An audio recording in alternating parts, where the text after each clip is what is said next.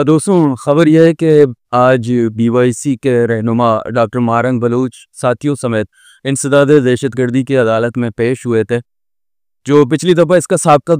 تھوڑا سا ریکارڈ ہم بتا دیں کہ BYC کے رہنماؤں کو 3 MPO کے تحت گرفتار کیا گیا تھا۔ پہلے تو گرفتار کیا گیا تھا اور بعد میں بتایا گیا تھا گورنمنٹ آف بلوچستان کی طرف سے کہ انہیں 3 MPO کے تحت گرفتار کیا گیا ہے۔ تو 3 مہینے مسلسل 3 MPO کو بڑھاتے ان کی کیسز کو 3 مہینے پورے ہوئے، اور اس کے بعد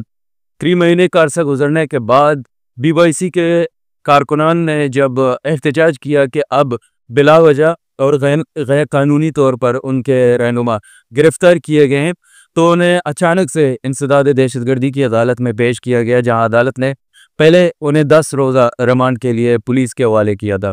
اب چونکہ آج 10 روزہ ریمانڈ پورا ہو گیا تھا، تو آج بقول BYC کے پھر ان کے رہنماؤں کو چور دروازے سے عدالت لایا گیا تھا، اور عدالت میں انہیں بغیر سنے مزید 15 دن کا ریمانڈ پہ پولیس کے حوالے کر دیا۔ BYC نے اپنی تازہ ترین ایک بیان میں کہا ہے کہ وہ سمجھتے ہیں کہ عدالتی نظام بائسڈ ہے اور جانبداری سے وہ فیصلہ کر رہے ہیں، اور وہ جان بوجھ کر حکومت کی طرفداری کرتے ہوئے BYC کے رہنماؤں کو غیر قانونی طور پر حراست میں رکھنے کا جواز پیدا کریں۔ ناظرین، جیسا کہ ہم نے دیکھا آج جب اچانک سے ایک دفعہ پھر جب BYC کے رہنماؤں کو عدالت میں پیش کیا گیا، ان کا جوش جذبہ 1% بھی کم نہیں ہوا تھا۔ اور اس کے بعد جب ہم سوشل میڈیا پر دیکھ رہے ہیں بلوچ قوم کا جو بلوچستان بھر سے اپنے رہنماؤں کی تصاویر شیئر کی جا رہے ہیں، جو وکٹری کے نشان ہیں وہ شیئر کی جا رہے ہیں، اور ڈاکٹر مارنگ بلوچ کا کمرہ عدالت میں وہ مسکراتا ہوا کہنا کہ آپ کا جج تو بھاگ گیا، اور دوسری طرف وہ کمرہ عدالت میں جج سے گفتگو کرتے ہوئے کہتی ہیں کہ ہمیں پتہ ہے کہ آپ کا فیصلہ جو آپ کو دیا گیا ہے آپ وہی سنائیں گے، لیکن ہمیں بھی سنیں۔ دوسری طرف ہم نے دیکھا ہے کہ BYC کے رہنما آج تیسرے دن بھی اسلام آباد پریس کلب کے سامنے احتجاج پر ہے، لیکن اسلام آباد کی انتظامیہ کی ہتھدرمی اب بھی اپنی جگہ پر موجود ہے۔ انہیں کسی بھی طرح کا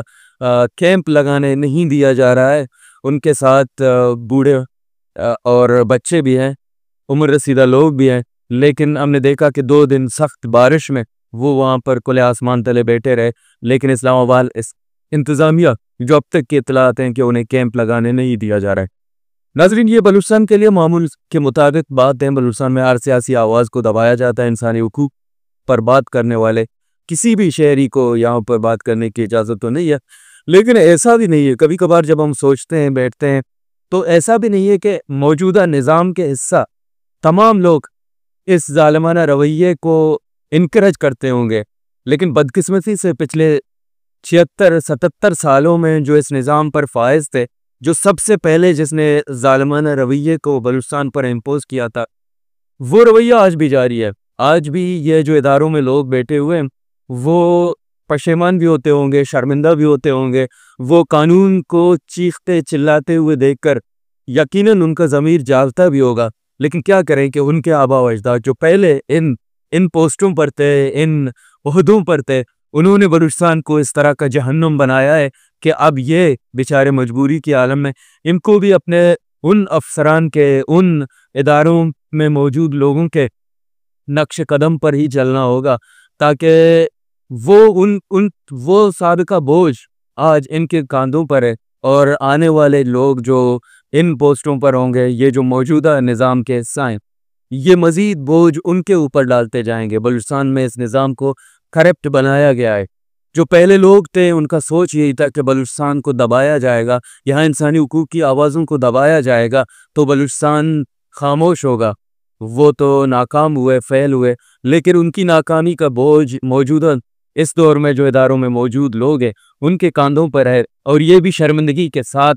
چونکہ یہ نظام سارا کا سارا یہاں پر آنے والے لوگ جو اداروں میں آتے ہیں وہ تنخواہ پر آتے ہیں اور انہیں یہاں سے جانا ہوگا، وہ ریٹائر ہوں گے، یہاں سے جائیں گے، لیکن بلوچستان کو مزید جہنم بنا کر جائیں گے، اور وہ اس بوجھ کو اپنے آنے والی نسلوں کے کندھوں پر ڈال کر جائیں گے۔ آج بلوچستان میں انسانی حقوق شرمندہ ہوں گے، آج عدالتی نظام شرمندہ ہوگا، آج بلوچستان میں ہر ذی شعور رکھنے والا یا بلوچستان کے باہر بھی ان کو پتہ ہے کہ عدالتی نظام ایسے نہیں چلتے بلکہ چلائے جاتے ہیں، اور جو لوگ چلا رہے ہیں ان کا حشر ضیاء الحق اور مشرف سے بدتر ہوگا، بہتر نہیں ہوگا۔ لیکن کیا کرے، وہ مجبور ہیں، کیونکہ طاقت کا جو نشہ ہے یا طاقت کا جو خواہش ہے طاقت رکھنے کی، وہ ہے ہی ایسا۔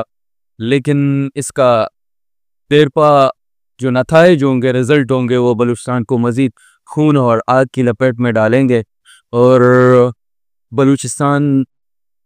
انصاف جو بلوچستان میں پہلے سے اداروں پر اور آئین پر، قانون پر کوئی خاص اعتماد تو نہیں ہے لوگوں کا، لیکن جو موجودہ نظام کے حصے ہیں وہ اپنے سابقہ آباء و اجداد کی پیروی کرتے ہوئے اس نظام کا منہ کالا کر کے ہی جائیں گے۔ اور اسلام آباد تو پچھلے 3 دنوں سے بلکہ پچھلے 76-77 سالوں سے جو انتظامیہ ہے، جو اصل اقتدار رکھنے والے ہیں، انہوں نے یہ بلوچستان کو پیغام تو دیا ہے کہ بلوچ اسلام آباد میں رو نہیں سکتا، بلوچ احتجاج نہیں کر سکتا، بلوچ حقوق کے لیے، انسانی حقوق کے لیے اسلام آباد نہیں آ سکتا۔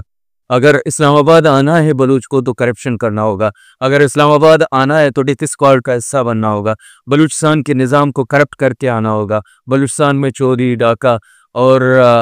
کشت و خون کا حصہ ہو کر اسلام آباد میں آنا ہوگا، ورنہ نہیں۔ کیونکہ یہ ہم 3 دن سے دیکھ رہے ہیں کہ جو وہاں پر سلوک کیا جا رہا ہے بلوچ بچیوں کے ساتھ،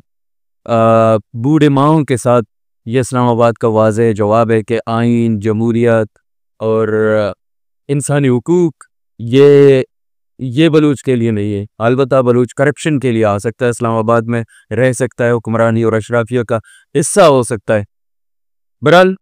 جو موجودہ اداروں کے لوگ ہیں ان بیچاروں کا کوئی خاص قصور تو نہیں ہے، کیونکہ سابقہ ان کے آباء و اجداد جو یہاں سے ہو کر گزرے ہیں ان پوسٹوں پر، ان اداروں میں، انہوں نے بلوچستان کو جہنم تو بنا دیا ہے۔ اب موجودہ لوگ یہ اس نظام کے ڈھانچے کو، ایک مردہ ڈھانچے کو، آئین اور قانون کے جنازے کو اپنے آنے والے نسلوں کے، اپنے آنے والے جو ان کے بعد آئیں گے ان اداروں میں، ان کے کاندھوں پر، ان کے سر پر بوجھ ڈال کر، بلکہ ان کے چہروں پر جو ان کا قصور بھی نہیں ہے، وہ بیچارے آنے سے پہلے اپنے چہرے پر سیاہی، یہ جنازہ قانون کا، آئین کا، انسانی حقوق کا اپنے کاندھوں پر اٹھا کر ہی آئیں گے۔